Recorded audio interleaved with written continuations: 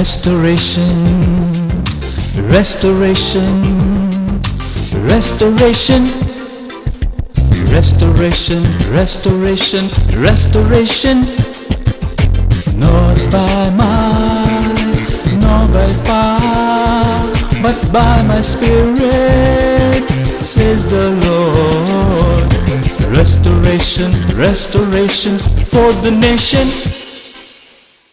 The armor of God is God's own armor, the armor of a heavy laden soldier. ஒரு பரலோக சேவகனுக்கு கொடுக்கக்கூடிய தேவனுடைய முழுமையான போராயுத வர்க்கம். In our own selves, we cannot stand before the forces of darkness. பிசாசுடைய அந்தகார வல்லமைகளுக்கு விரோதமாக நம்முடைய சொந்த பலத்திலே நாம் ஒருபோதும் நிற்க முடியாது. We need protection, right? நமக்கு பாதுகாப்பு தேவை இல்லையா? Okay, so we'll start with the belt of truth. ஆகவே சத்தியம் என்னும் அரைக்கச்சையிலிருந்து நாம் ஆரம்பிப்போம். In Paul's days, the Roman soldier wore a leather apron, helped to protect the lower part of his body. பவுலுடைய நாட்களிலே ரோம போர்ச்சேவர்கள் தங்களுடைய இடுப்புக்கு கீழே தோலினால் உண்டான அரைக்கச்சையை கட்டியிருப்பார்கள். You know, don't take notes. நீங்கள் யாரும் குறிப்பு எழுத வேண்டாம். Because as you take one note, you've lost the rest. ஏனென்றால் ஒரு குறிப்பை நீங்கள் எழுதும் பொழுது அடுத்த குறிப்பை நீங்கள் இழந்து போவீர்கள். Open your spirit, let it come inside your spirit, it will come out. நீங்கள் உங்களுடைய ஆவியை இருதயத்தை திறந்து கொடுங்கள். அது உங்களுடைய இருதயத்துக்குள்ள போகும் பொழுது அது தானாக உங்களுக்குள்ளே நிலைத்திருந்து வெளிப்பட ஆரம்பிக்கும். At the end of the meeting, I'm giving you 2 cards on which the most important points I've kept. நான் உங்களுக்கு கொடுக்கிற முக்கியமான குறிப்புகளை உடைய அட்டைகள் 2 அட்டைகளை நான் கூட்டத்தின் முடிவில் உங்களுக்கு கொடுப்பேன். So you don't need to take. நீங்கள் குறிப்பு எதுவும் தேவையில்லை. Okay, the Christian must prepare his mind and heart for battle. யுத்தத்துக்கென்று ஒவ்வொரு கிறிஸ்தவனும் தன்னுடைய சிந்தையையும் இருதயத்தையும் ஆயத்தப்படுத்த வேண்டும். The truth of doctrine is for the mind. சத்திய உபதேசம் சிந்தைக்கானதாக இருக்கிறது. The truth, that is the sincerity of the heart, is for the will. நம்முடைய சுய சித்தத்திற்கென்று நம்முடைய வாழ்க்கையில் இருக்கிற சித்தத்துக்கென்று இருதயத்தின் சத்தியம் கொடுக்கப்பட்டிருக்கிறது. Truth is reality. சத்தியம் மெய்யா இருக்கிறது. Truth makes one pure. சத்தியம் ஒருவனை சுத்திகரிக்கிறது. Truth sets one free. சத்தியம் ஒருவனை விடுதலையாக்கும். God's word is truth. ஆண்டவர் சத்தியமுடையவராய் இருக்கிறார். Jesus is the whole truth. இயேசு கிறிஸ்து முழு சத்தியமாய் இருக்கிறார். The Holy Spirit is the spirit of truth. பரிசுத்த ஆவியானவர் சத்திய ஆவியாய் இருக்கிறார். Okay, now we're going to put on the belt of truth. நாம் இப்பொழுது சத்தியத்தின் அரைக்கச்சையை நாம் தொடுத்துக் கொள்ள போகிறோம். Just put it on like this. நான் செய்வது போல நீங்கள் செய்து கொள்ளுங்கள். சத்தியத்தின் அரைக்கச்சையை சரியாக போட்டுக் கொள்ளுங்கள். Okay. சத்தியத்தின் அரைக்கச்சை. All of you tight. எல்லாரும் இறுக்கமா போட்டு விடுங்க. நான் செய்வது போல செய்யணும். This is what you must do every morning. ஒவ்வொரு காலையிலும் நீங்கள் இதை செய்ய வேண்டும். Okay, now prayer. இப்பொழுது ஜெபம். Lord, sanctify me by the truth. Your word is truth. John 17:17. யோவான் 17:17 உம்முடைய சத்தியத்தினாலே என்னை சுத்தமாக்கும். உம்முடைய வசனமே சத்தியம். Now the breastplate of righteousness. இப்போ நீதி என்னும் மார்க்கவசம். Okay, it's a big breastplate. It comes from the neck to the thighs, covers the whole upper part of the body. நம்முடைய கழுத்திலிருந்து தொடை வரைக்கும் மறைக்கக்கூடிய ஒரு பெரிய கவசம். Scripture talks of 2 kinds of righteousness. ஆண்டவருடைய வார்த்தை 2 விதமான நீதியை குறித்து பிரசங்கிக்கிறது. There is an imputed righteousness and an imparted righteousness. ஒன்று அளிக்கப்பட்ட நீதி, இன்னொன்று நாம் அங்கீகரித்துக் கொள்கிற நீதி. Imputed righteousness is what God does for us when we believe in the Lord Jesus Christ. இயேசு கிறிஸ்துவிலே நாம் விசுவாசம் வைத்த பொழுது ஆண்டவர் நமக்கு கொடுக்கிற நீதி எண்ணப்பட்ட நீதி. We are the righteousness of God in Christ, right? கிறிஸ்துவுக்குள்ளாக நாம் தேவனுக்குள்ள நீதியை பெற்றிருக்கிறோம் இல்லையா? Then we have an imparted righteousness. இன்னொன்று அளிக்கப்பட்ட நீதி. This is sanctification. அது பரிசுத்தத்தினால் உண்டாகிறது. It's what God works in us by the power of his Holy Spirit. பரிசுத்த ஆவியானவர் மூலமாக தேவன் நமக்குள்ளே நடப்பிக்கிற கிரியை. A Christian walk is one of ongoing sanctification. கிறிஸ்துவ ஜீவன் என்பது சுத்திகரிப்பிலே பரிசுத்தத்தில் நடந்து போகிற ஒரு காரியம். We go from glory to glory. மகிமைக்கு மேல் நாம் மகிமையிலே கடந்து போகிறோம். Now let's put on this breastplate of righteousness. இப்போ நான் செய்கிறது போல எல்லாரும் கழுத்துக்கு கீழே தொடை வரைக்கும் இருக்கிற நீதி என்னும் மார்க்கவசத்தை எல்லாரும் தொடுத்துக்கொள்ளணும், போட்டுக்கிடுங்க. Now pray. இப்பொழுது ஜெபியுங்க. Lord, help me above all else. ஆண்டவரே எல்லாவற்றுக்கும் மேலாக Pray. ஜெபியுங்க. ஆண்டவரே எல்லாவற்றுக்கும் மேலாக To guard my heart, என் இருதயத்தை காத்துக்கொள்ள எனக்கு உதவி செய்யும். for it's the wellspring of life. ஆண்டவரே அது ஜீவியத்துக்கு ஊற்றாய் இருக்கிறது. Now your feet fitted with the readiness for the gospel of peace. இப்ப கவனிங்க. ஆயத்தம் என்னும் சுவிசேஷத்துக்குரிய ஆயத்தம் என்னும் பாதரட்சை. Okay, so in the Roman soldiers wore a big sandal with a leather thong and hobnails at the bottom. ரோம போர் செய்வர்கள் ஒரு பெரிய காலணியை போட்டுக் கொண்டிருப்பார்கள். அதுக்கு அடியில் ஆணிகள் இருக்கும். அதுல பெரிய தோல் போட்டு சுத்தி சுத்தி மூடி வைத்திருப்பார்கள். This gives you a firm footing. இது உங்களுக்கு சரியான உறுதியான நிற்கக்கூடிய தன்மையை கொடுக்கிறது.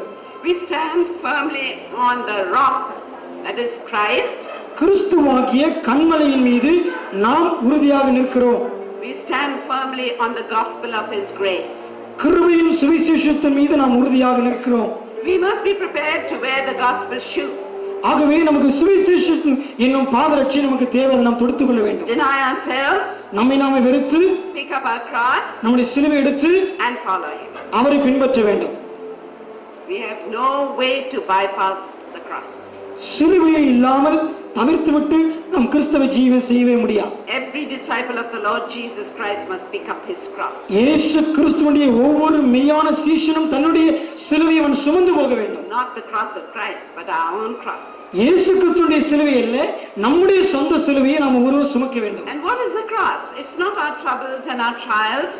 சிலுவை என்பது என்ன? நம்முடைய பிரச்சனைகளும் போராட்டங்களும் தொல்லைகளுமா? It's just saying no to I. It's saying no to my will. என்னுடைய சித்தத்துக்கு சாவல், என் சித்தம் இல்லை என்று சொல்லுவது. Next, the prayer will say, Lord, help me to face the enemy. எல்லாரும் ஜெபம் பண்ணுங்க. ஆண்டவரே சத்துருவை எதிர்கொள்ள எனக்கு உதவி செய்யும். With firm footed stability. ஆண்டவரே உறுதியான நிலையுள்ள நிற்கக்கூடிய தன்மையிலே சத்துருவை எதிர்க்க உதவி செய்யும். எல்லாரும் ஜெபம் பண்ணுங்க. The shield of faith. இப்ப அடுத்த காரியத்துக்கு வருவோம். விசுவாசம் என்னும் கேடகம். This was as big as a door. இது ஒரு பெரிய கேடகம். And the soldier would crouch behind it. அதுக்கு பின்புதான் அந்த போர்ச்சேவகர் மறைந்து கொள்வார். Faith is the shield of a Christian. ஒரு கிறிஸ்துவுடைய கேடகமாக விசுவாசம் இருக்கிறது. To have faith is to believe God. விசுவாசம் என்பது தேவன் மீது நம்பிக்கை வைப்பது, விசுவாசிப்பது. To have faith is to please God. விசுவாசம் உடையவர்களாய் இருப்பது, தேவனுக்கு பிரியமாய் நடப்பது. Faith quenches the fiery darts of the enemy. பிசாசுனுடைய அக்கினி ஆஸ்திரங்களை அவித்து போடக்கூடியதாய் நம்முடைய விசுவாசம் இருக்கிறது. And without faith it is impossible to please God. விசுவாசம் இல்லாமல் தேவனுக்கு பிரியமாய் இருப்பது கூடாத காரியம். Because anyone who comes to him must believe that he exists. அவர் உண்டென்று அவரிடத்தில் வருகிற ஒருவனும் விசுவாசிக்க வேண்டும். And that he is a rewarder of those who earnestly seek him. அவர் உண்மையாய் தேடுகிறவர்களுக்கு அவர் பலனளிக்கிறவர் என்றும் விசுவாசிக்க வேண்டும். Faith is the opposite of fear. விசுவாசம் பயத்துக்கு எதிர்மறையானது. Now, sometimes when you are afraid, you can say, Lord, perfect your love in me. நீங்கள் பயப்படும் பொழுது சிறுவேளை ஜெபிக்க வேண்டும். ஆண்டவரே உம்முடைய அன்பை எனக்குள்ளே மறைத்துக் கொள்ளும், பாதுகாத்துக் கொள்ளும் சொல்ல வேண்டும். Because perfect love casts out fear, right? ஏனென்றால் பூரண அன்பு பயத்தை புறம்பே தள்ளும். We must also always believe that God loves us. நாம் எப்போது விசுவாசிக்க வேண்டும், ஆண்டவர் நம்மை நேசிக்கிறார்.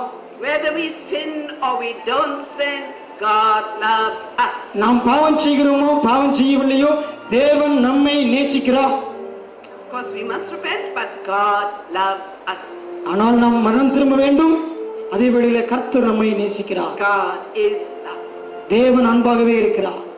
Now let's put on the shield of faith. நாம் இப்பொழுது விசுவாச கேடகத்தை It's very எடுத்துக்கொள்வோம். big. அது பெரிய ஒரு கேடகம். அதை எடுத்துக்கொள்வோம். Okay. Now pray this prayer. இப்பொழுது ஜெபத்தை நாம் எல்லாரும் சொல்லுவோம். Lord, help me not to fear. Help me not to fear. ஆண்டவரே சொல்லுங்க, நான் பயப்படாத இருக்க உதவி செய்யும். For you are my shield and my very great reward. ஆண்டவரே நீரே என் பெரிய கேடகமும் என் பலனுமாய் இருக்கிறீர். Genesis 15:1. That is போதும். இப்ப ஆதியாகமத்துக்கு 15க்கு கடந்து போவோம். the helmet of salvation. ரட்சணம் என்னும் தலைச்சீரா. It was a bronze helmet with a leather strap. ரோம போர்ச்சர்கள் போட்டு கொண்டிருந்தது ஒரு வெண்கல ஹெல்மெட், அதுல ஒரு தோல் கச்சை இருக்கும். A helmet offers protection for the head, for the mind. தலைச்சீரா, ரட்சணம் என்னும் தலைச்சீரா தலைக்கு சிந்தைக்கு பாதுகாப்பு அளிக்கிறது. Satan's warfare always begins with our minds. சாத்தானுடைய யுத்தம் உங்களுடைய வாழ்க்கையிலும் எப்போதும் சிந்தையில் ஆரம்பிக்கிறது. We can take every thought and make it obedient to Christ in Jesus' name. இயேசு கிறிஸ்துவின் நாமத்திலே உண்டாகிற ஒவ்வொரு சிந்தையும் நாம் சரியாக்க முடியும், சரிப்படுத்த முடியும். Or we can plead the blood of Jesus on our minds. நம்முடைய சிந்தை மீது ஆட்டுக்குட்டியான ரத்தத்தை, இயேசு கிறிஸ்துவின் ரத்தத்தை தெளிக்கும்படி கேட்க வேண்டும். Now, and for a helmet, the hope of salvation, 1 Thessalonians 5:8. 1 தெசலோனிக்கேயர் 5:8 ரட்சிப்பினும் தலைச்சீரா நம்பிக்கை என்னும் மார்க்கவசம். The helmet is an anchor for the soul. இது தலைச்சீரா ஆத்மாவுக்கு நங்கூரமாய் இருக்கிறது. The helmet makes the heart bold. நம்முடைய தலைச்சீரா இருதயத்தை ஸ்திரப்படுத்துகிறது. Salvation is past, present and future. It's total deliverance. ரட்சிப்பு என்பது கடந்த கால, நிகழ்கால, முடிவு கால பூர்ணமான ஒரு காரியமாக இருக்கிறது. Salvation past is justification. முடிந்த ரட்சிப்பு நீதிமானாக்கப்படுவது. Salvation present is sanctification. இப்பொழுது நடைபெறுகிற ரட்சிப்பு பரிசுத்தமாக்கப்படுவது. Salvation future is glorification. வரப்போகிற ரட்சிப்பு மகிமைப்படுத்தப்படுவது. This hope of salvation frees us from sin. இந்த ரட்சிப்பின் நம்பிக்கை நம்மை பாவத்திலிருந்து விடுவிக்கிறது, fills us with joy, நம்மை சந்தோஷத்தால் நிரப்புகிறது, calms us in trials, நம்மை சோதனைகள் மத்தியில் பலப்படுத்துகிறது, comforts us in sorrow. நம்மை துக்கத்தின் நேரத்தில் நம்மை ஆறுதல் படுத்துகிறது. Hope is a grace we need to the end. கடைசி வரைக்கும் நமக்கு தேவையான ஒரு காரியம் நம்பிக்கை. Let's put on the helmet. அந்த நம்பிக்கையை நம்ம தலைச்சீரா போட்டுக்கொள்வோம். Okay. சரி. Now Lord, pray. நாம் ஜெபிப்போம். ஆண்டவரே, help me to prepare my mind for action. ஆண்டவரே, என் சிந்தையை உம்முடைய கிரியைகளுக்கென்று ஆயத்தப்படுத்த உதவி செய்யும். To be self-controlled. ஆண்டவரே, சுய கட்டுப்பாடு உடையவர்களாக காணப்பட. To set my heart fully on the grace to be given me when Jesus Christ is revealed. இயேசு கிறிஸ்து வெளிப்படும்போது வெளிப்படக்கூடிய கிருபையை என் இருதயத்திலே காத்துக்கொள்ள உதவி செய்யும். Now we have the last key, the sword of the spirit, but I'm going to take it at the end because it's the word of God, you know that. கடைசி சர்வாயுதவர்க்கும் ஆவி என்னும் தேவ வசனமாகிய ஆவியின் பட்டியும் அதை கூட்டத்தின் முடிவிலே நான் எடுக்க போகிறேன். Our enemy is Satan and all his evil hosts. சத்துருவாகிய நம்முடைய சாத்தான் அவருடைய முழு கூட்டத்தையும். It is not other people. அது மற்ற ஜனங்கள் அல்ல, மனுஷர் அல்ல. Our battle is always spiritual, not physical. நம்முடைய யுத்தம் போர் எப்போது மாம்சத்துக்குரியது, அது ஆவிக்குரியது. If you are in God's kingdom, நீங்கள் தேவன் ராஜ்யத்தின் பிள்ளைகளாய் இருந்தால் you are automatically going to have war from the kingdom of darkness. நீங்கள் தேவ ராஜ்யத்தின் பிள்ளைகளாய் இருக்கும் பொழுது தானாகவே அந்தகார ராஜ்யத்தோடு கூட உங்களுக்கு யுத்தம் இருக்கும். Every Christian has to be a soldier. ஒவ்வொரு கிறிஸ்தவனும் ஒரு போர் வீரனாக காணப்பட வேண்டும். We cannot have revival or a move of the spirit without repentance. மனம் திரும்புதல் இல்லாமல் எழுப்புதலோ பரிசுத்த ஆவியின் பின்மாறி ஊற்றப்படுதலோ நாம் எதிர்பார்க்க முடியாது. We cannot press into this unseen world which is a battle that is raging against us without preparing our hearts. நம்முடைய இருதயத்தை நாம் ஆயத்தப்படுத்தாமல் உலகத்திலே நாம் எதிர்நோக்கி இருக்கிற போருக்கு, யுத்தத்துக்கு நாம் எதிர்நிற்க முடியாது. Because if you give the devil a foothold, he'll come and make a stronghold.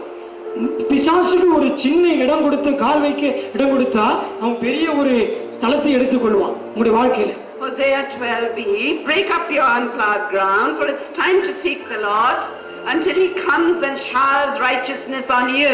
யோசியா 12 சொல்லப்பட்ட பிரகாரம் உங்கள் தரிசனங்களை பண்படுத்துங்கள், அவர் வந்து நீதியை வருஷிக்க பண்ணும் அளவுக்கும் என்று எழுதப்பட்டிருக்கிறது. Unplowed ground is the hard ground of our hearts. தரிசனங்கள் என்பது நம்முடைய பண்படுத்தப்படாத இருதயம். Sin hardens our hearts.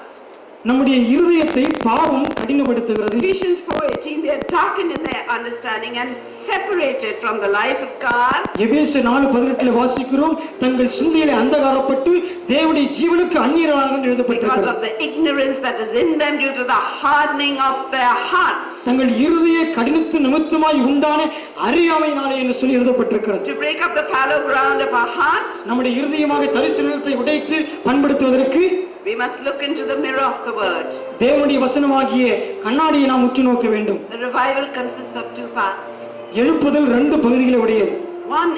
One of each of us individually and the church. ஒன்று தனிப்பட்டத்தில் நம்மையும் சபையும் சார்ந்த எழுப்புதல், And one for the lost. இன்னொன்று உலகத்துக்கு தேவையான எழுப்புதல். You know, I'm going to be doing some breaking of curses now, and I'm going to be telling you what the iniquity factor is. நான் சில சாபங்களை முறிக்கிற காரியங்களை உங்களுக்கு சொல்லி அதற்குண்டான காரணங்களை உங்களுக்கு சொல்லி Because தரப்போகிறேன். I'm going to demolish all those things so that we can be free. நாம் விடுவிக்கப்படும்படிக்கு இப்படிப்பட்ட சாபங்களை நான் இப்பொழுது உடைக்கப் போகிறேன்.